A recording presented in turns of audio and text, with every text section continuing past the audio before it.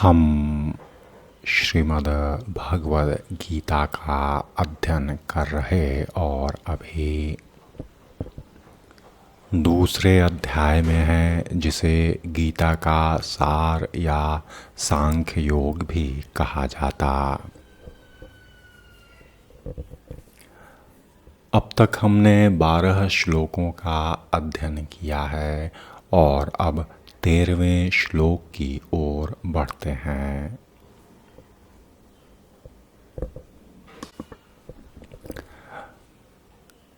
इसके पूर्व में बात आई थी कि यदि अस्तित्व का अभिप्राय अनुभव गम्य ब्रह्मांड से है तो भगवान द्वारा मानव को उपदेश देने की कोई आवश्यकता नहीं थी। आत्मा तथा परमात्मा का द्वैत शाश्वत तथ्य है और इसकी पुष्टि वेदों द्वारा होती, जैसे हमने ऊपर बातों को सुना था। अब आगे भगवान अर्जुन को कहते हैं कि देहिनः अस्मिन् यथा देहे कौमारं यौवनं जरा तथा देह अंतर प्राप्ति धीर तत्र न मुह्यति। जिस प्रकार शरीरधारी आत्मा इस वर्तमान शरीर में बाल्यावस्था से तरुण अवस्था में और फिर वृद्धावस्था में निरंतर अग्रसर होता रहता, उसी प्रकार मृत्यु होने पर आत्मा दूसरे शरीर में चला जाता और धीर व्यक्ति ऐसे परिवर्तन से मोह को प्राप्त नहीं होता। तात्पर्य यह कि प्रत्येक जीव एक वयष्टि आत्मा है। वह प्रतिक्षण अपना शरीर बदलता रहता, कभी बालक के रूप में, कभी युवा तथा कभी वृद्ध पुरुष के रूप में, तो कभी आत्मा वही रहता, उसमें कोई परिवर्तन नहीं होता। यह वयष्टि आत्मा मृत्यु होने पर अंत तो गत्वा एक शरीर बदलकर दूसरे शरीर में देहांतरण कर जाता है और चूंकि अगले जन्म में इसको शरीर मिलना अवश्यम भावी है, चाहे वह शरीर आध्यात्मिक हो या भौतिक। अतः अर्जुन के लिए न तो भीष्म न ही द्रोण के लिए शोक करने का कोई कारण था, अपितु उसे प्रसन्न होना चाहिए था कि वे पुराने शरीरों को बदलकर नए शरीर ग्रहण करेंगे और इस तरह वे नई शक्ति प्राप्त करेंगे। ऐसे शरीर परिवर्तन से जीवन में किए कर्म के अनुसार नाना प्रकार के सुख उपभोग या कष्टों का लेखा हो जाता है। चूंकि भीष्म व द्रोण साधु पुरुष थे, इसलिए अगले जन्म में उन्हें आध्यात्मिक शरीर प्राप्त होंगे, नहीं तो कम से कम उन्हें स्वर्ग के भोग करने के अनुरूप शरीर तो प्राप्त होंगे ही। अतः दोनों ही दशाओं में शोक का कोई कारण नहीं था। जिस मनुष्य को वयष्टि आत्मा, परमात्मा तथा भौतिक और आध्यात्मिक प्रकृति का पूर्ण ज्ञान होता है, वह धीर कहलाता और ऐसा मनुष्य कभी भी शरीर परिवर्तन द्वारा ठगा नहीं जाता। आत्मा के एकात्मवाद का मायावादी सिद्धांत मान्य नहीं हो सकता, क्योंकि आत्मा के इस प्रकार विखंडन से परमेश्वर विखंडनीय या परिवर्तनशील हो जाएंगे, जो परमात्मा के अपरिवर्तनीय होने के सिद्धांत के विरुद्ध होगा। और गीता में भी पुष्टि हुई है कि परमात्मा के खंडों का शाश्वत अर्थात सनातन अस्तित्व है, जिन्हें क्षर कहा जाता, अर्थात उनमें भौतिक प्रकृति में गिरने की प्रवृत्ति होती, ये भिन्न अंश नित्य भिन्न रहते, यहाँ तक कि मुक्ति के बाद भी वयष्टि आत्मा जैसे का तैसा भिन्न अंश बना ही रहता, किंतु एक बार मुक्त होने पर वह श्री भगवान के साथ सच्चिदानंद रूप में वास करता। परमात्मा पर प्रतिबिंबवाद का सिद्धांत व्यवहृत किया जा सकता, जो प्रत्येक शरीर में विद्यमान रहता।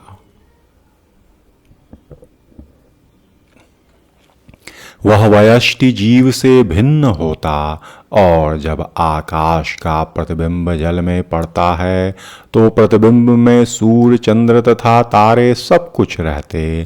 तारों की तुलना जीवों से तथा सूर्य चंद्र की तुलना परमेश्वर से की जा सकती।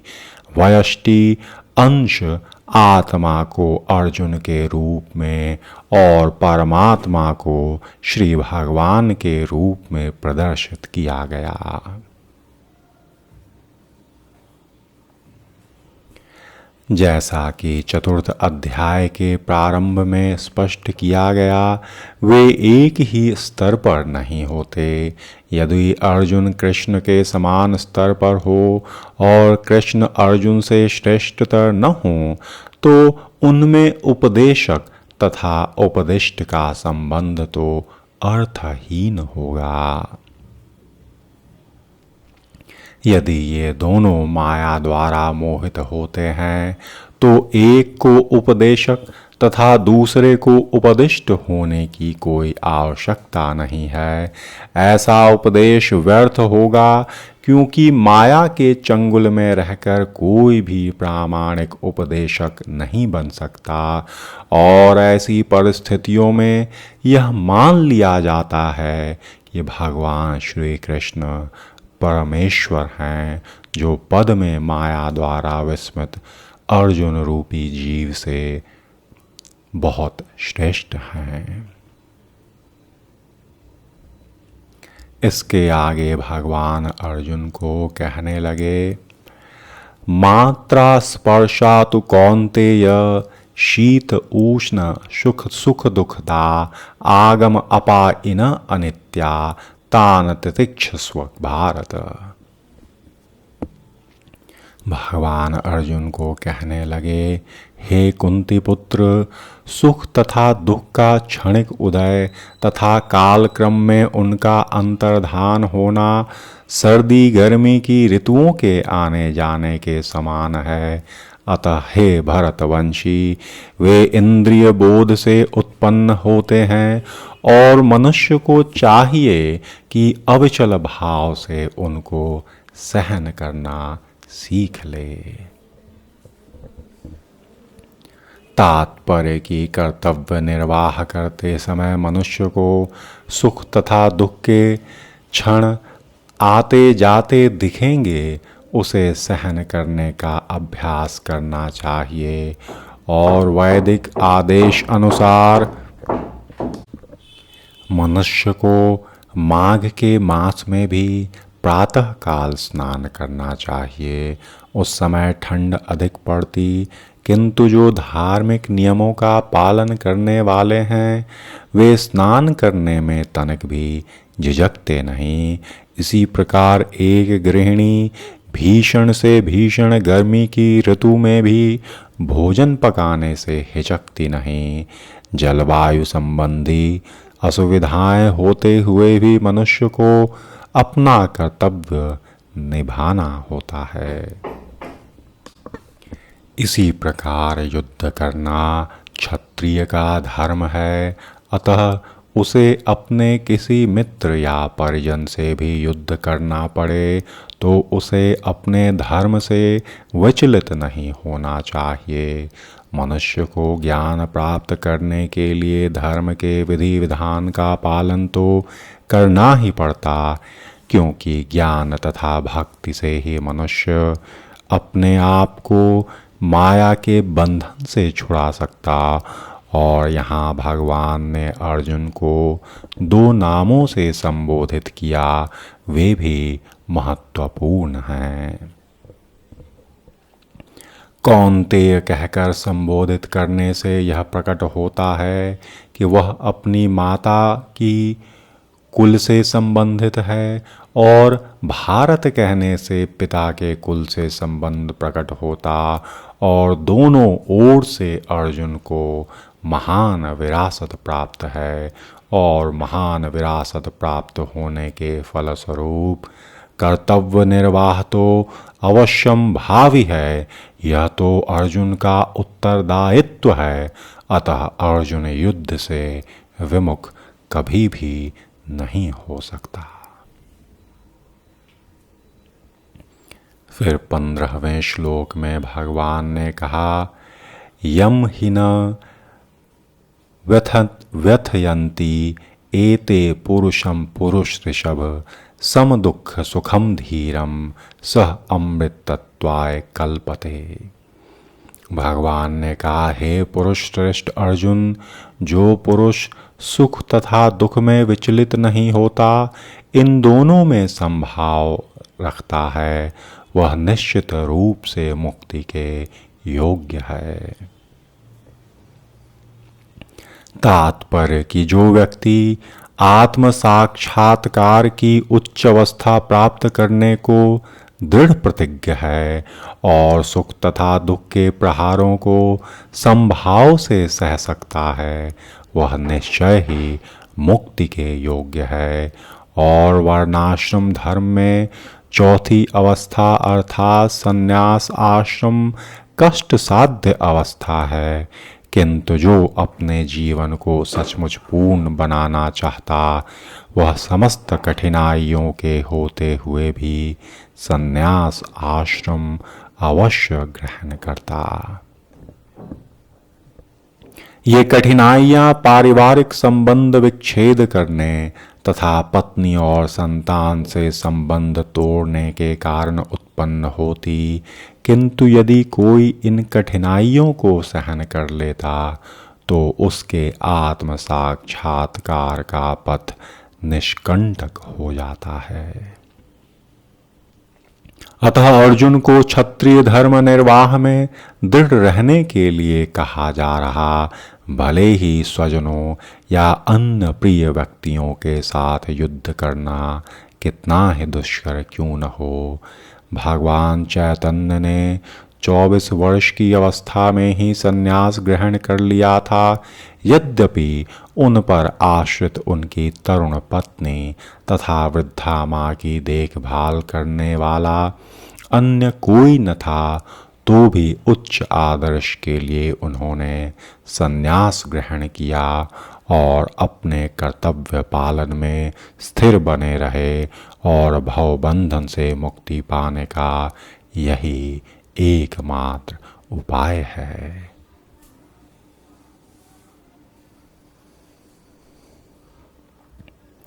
फिर भगवान अर्जुन से कहते, न असतो विद्यते भावो न अभावो विद्यते सतः उभयोरपि दृष्टो अंतस्त्वन यो तत्त्वदर्शिभिः। उभयो अपि दृष्टः अंतः तु अनयो तत्त्वदर्शिभिः। अर्थात तत्वदर्शियों ने यह निष्कर्ष निकाला है कि असत का तो कोई चिरस्थायित्व नहीं है, किंतु सत अपरिवर्तित रहता। असत मतलब भौतिक शरीर और सत का अर्थ आत्मा, और उन्होंने इन दोनों की प्रगति के अध्ययन द्वारा ही यह निष्कर्ष निकाला है। तात्पर्य यह कि परिवर्तनशील शरीर का कोई स्थायित्व नहीं है। आधुनिक चिकित्सा विज्ञान ने भी यह स्वीकार किया है कि विभिन्न कोशिकाओं की क्रिया प्रतिक्रिया द्वारा शरीर प्रतिक्षण बदलता रहता और इस शरीर में वृद्धि तथा वृद्धावस्था आती रहती, किंतु शरीर तथा मन में निरंतर परिवर्तन होने पर भी आत्मा स्थायी रहता और यही पदार्थ तथा आत्मा का अंतर है। स्वभावतः शरीर नित्य परिवर्तनशील है और आत्मा शाश्वत है। तत्वदर्शियों ने चाहे निर्विशेषवादी हों सगुणवादी हों इस निष्कर्ष की स्थापना की है और विष्णु पुराण में भी कहा गया कि श्री विष्णु तथा उनके धाम स्वयं प्रकाश से प्रकाशित हैं। सत तथा असत शब्द आत्मा तथा भौतिक पदार्थ के ही द्योतक हैं। यहीं से भगवान द्वारा अज्ञान से मोहग्रस्त जीवों को उपदेश देने का शुभारंभ होता और अज्ञान को हटाने के लिए आराधक और आराध्य के बीच पुनः शाश्वत संबंध स्थापित करना होता है और फिर अंश रूप जीवों तथा श्री भगवान के अंतर को समझना होता है। कोई भी व्यक्ति आत्मा के अध्ययन द्वारा परमेश्वर के स्वभाव को समझ सकता। आत्मा तथा परमात्मा का अंतर अंश तथा पूर्ण के अंतर के रूप में है। वेदांत सूत्र तथा श्रीमद् भागवतम में परमेश्वर को समस्त उद्भवों का मूल माना गया और ऐसे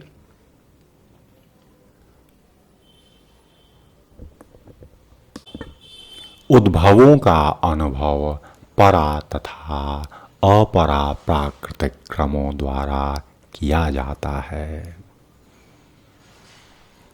जीव का संबंध परा प्रकृति से है।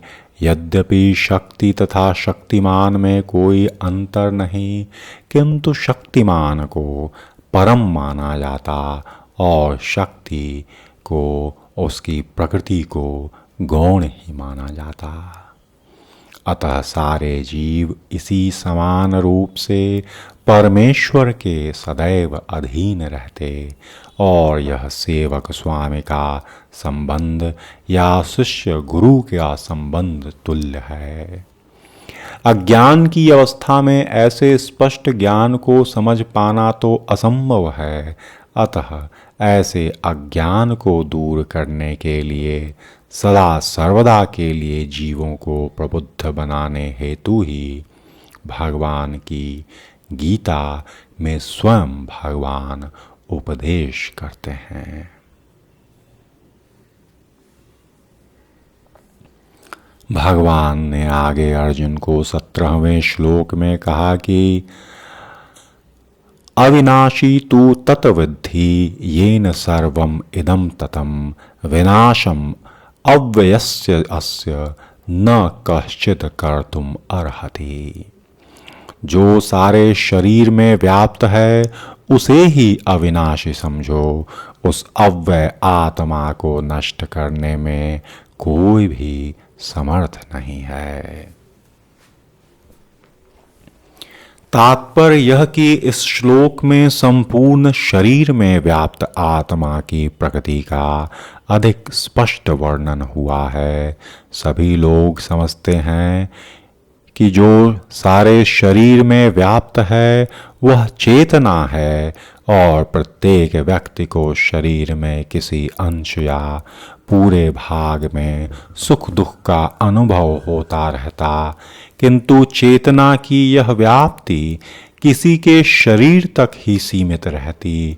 एक शरीर के सुख तथा दुख का बोध दूसरे शरीर को नहीं हो पाता।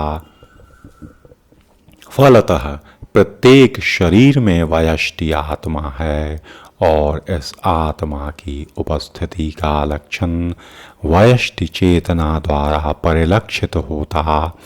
इस आत्मा को बाल के अग्रभाग के 10,000वें भाग के तुल्य बताया जाता है।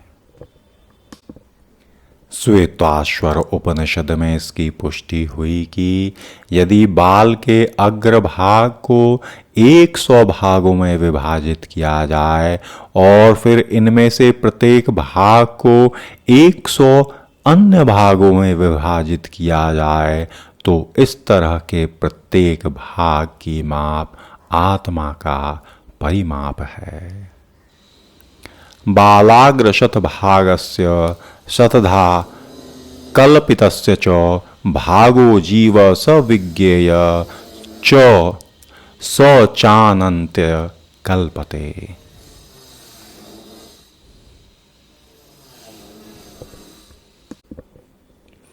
इस प्रकार आत्मा का प्रत्येक कण भौतिक परमाणुओं से भी छोटा है और ऐसे असंख्य कण हैं। और यह आत्मा अत्यंत लघु आत्मस्फुलिंग भौतिक शरीर का मूल आधार है और इस आत्मस्फुलिंग का प्रभाव सारे शरीर में उसी तरह व्याप्त है जिस प्रकार किसी औषधि का प्रभाव व्याप्त रहता।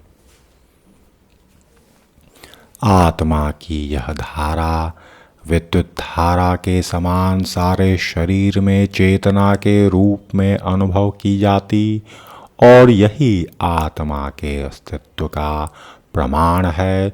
सामान्य से सामान्य व्यक्ति भी समझ सकता कि यह भौतिक शरीर चेतना रहित होने पर मृतक हो जाता और शरीर में इस चेतना को किसी भी भौतिक उपचार से वापस लाया नहीं जा सकता।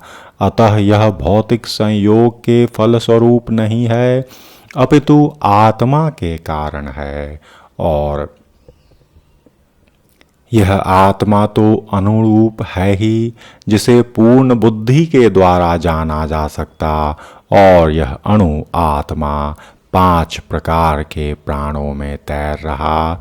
यह हृदय के भीतर स्थित है और देहधारी जीव के पूरे शरीर में अपने प्रभाव का विस्तार करता और जब आत्मा को पंचवायु के कलमश से शुद्ध कर दिया जाता तो इसका आध्यात्मिक प्रभाव प्रकट होता है। हठ योग का प्रयोजन विविध आसनों द्वारा उन 5 प्रकार के प्राणों को नियंत्रित करना है जो आत्मा को घेरे हुए है। यह योग किसी भौतिक लाभ के लिए नहीं अपितु भौतिक आकाश के बंधन से अणु आत्मा की मुक्ति के लिए किया जाता है। इस तरह इस अणु आत्मा को सारे वैदिक साहित्यों ने स्वीकारा। प्रत्येक बुद्धिमान व्यक्तियों ने इसकी स्वीकार्यता की और अणु आत्मा का प्रभाव पूरे शरीर में व्याप्त रहता। मुंडक उपनिषद के अनुसार यह जीव के हृदय में स्थित है और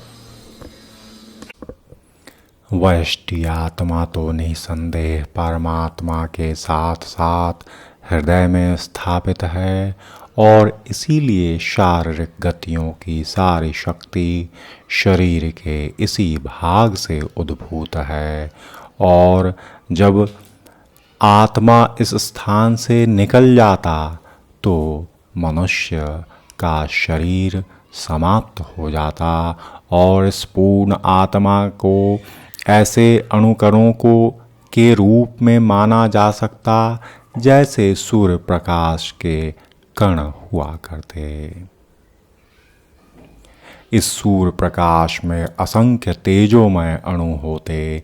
इसी प्रकार परमेश्वर के अंश उनकी किरणों के परमाणु स्फुलिंग हैं और प्रभा या पराशक्ति कहलाते।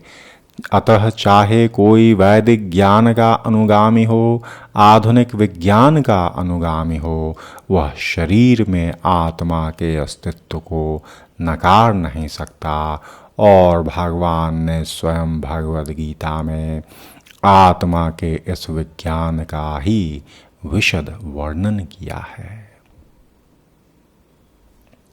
अब इस स्थान पर एक विराम लेते हैं। 18वें श्लोक से आगे के भाग को अगले बार में सुनेंगे। अब विराम।